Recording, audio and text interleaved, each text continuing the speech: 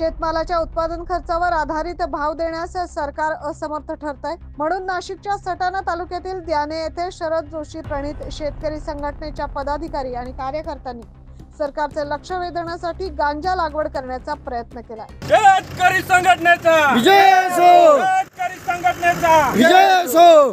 या प्रसंगी पोलिसांनी वेळीच हस्तक्षेप करत कार्यकर्त्यांना ताब्यात घेतलाय। यावेळी कार्यकर्त्यांनी केंद्र व सरकारच्या शेतकरी विरोधी धोरणाच्या विरोधात जोरदार घोषणाबाजी केली। शेतकरी संघटनेचा विजय असो, शेतकरी संघटनेचा विजय असो। अचानक निर्यात बंदी सारखे निर्णय घेऊन शेतमालाचे भाव पाडताना सरकार शेतकऱ्यांची परवानगी घेत नाही। खत, कीटकनाशक, बुरशीनाशक व शेती उपयोगी वस्तूंचे दर हे रोजच वाढत आहेत। अशा महागाईच्या खाईत कुटुंबाचा उदरनिर्वाह कसा करायचा असा प्रश्न आंदोलकांनी उपस्थित केला। शेतमालाला उत्पादन खर्चावर भाव द्यावा अशी आग्रही मागणी आंदोलकांनी केली आहे। लागवडीसाठी आम्ही आलेलो होतो, परंतु जायखडा पोलीस स्टेशनचे पोलीस इथं हजर आहेत। त्यांचं म्हणणं आहे की तुम्ही गांजा लागवड थांबवा।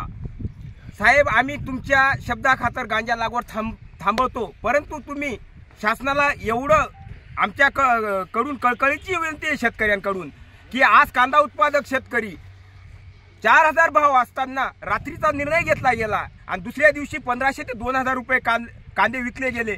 आमचं जे आर्थिक संकट जो आमच्यावर आलेलं आहे, आमच्या मुलाबाळांचं शिक्षण होत नाही, आमच्या घरातील वैद्यकीय खर्च होत नाही, मग पोटा पाण्यासाठी उपाशी राहण्यापेक्षा तुम्ही जे गांजा लागवडीवर निर्बंध केलेला आहे ते बियाणं आज आम्ही आणून आबांच्या शेतात खोदत आहे। याच्या पुढच्या काळात नुसते आबाद नाही तर बागलाण तालुक्याचे पूर्ण शेतकरी गांजा लावतील 2-2, 4-4, 5-5 गुंठे। आज ठरल्याप्रमाणे मी गांजाची लागवड करणार होतो। त्याचं कारण म्हणजे असं आहे, हा फक्त सरकारला इशारा द्यायचा आहे आपल्याला, कारण निसर्ग पिकू देत नाही आणि पिकलं तर सरकार विकू देत नाही आहे। इतकी भयानक अवस्था झाली शेतकऱ्यांची, त्यामुळे आता गांजा फूल लागवड केल्याशिवाय पर्याय नाही। आज शैलेंद्र आबा कापडणीस यांच्या मळ्यात गांजा लागवडीचा कार्यक्रम शेतकरी संघटनेने आयोजित केलेला होता। ते आम्ही पोलिसांच्या याच्यामुळे आम्ही तो तौकूब करत आहोत। म्हणजे त्यांनी आज आम्हाला बंदी घातलेली आणि ते आता कदाचित थोडा ताब्यातही घेतील।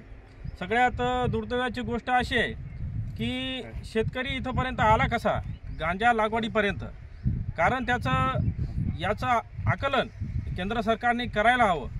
कुठल्याही शेतमालाला भाव नाही, कांद्याला थोडेफार बाजार वाढायला लागले की निर्यात बंदी सारखं आणि शुल्क आकारण्या इतपत केंद्र सरकारची मजल जाते। दरम्यान आज नववर्षाच्या पहिल्याच दिवशी शेतकऱ्यांनी सरकार विरोधात आक्रमक पवित्रा घेतलाय। सरकार या नववर्षात शेतकऱ्यांच्या या प्रश्नाकडे कसं लक्ष देणार हे पाहणं महत्त्वाचं ठरणार आहे। 9 न्यूज महाराष्ट्रासाठी मनमाड येथून प्रतिनिधी अशोक बिद्री।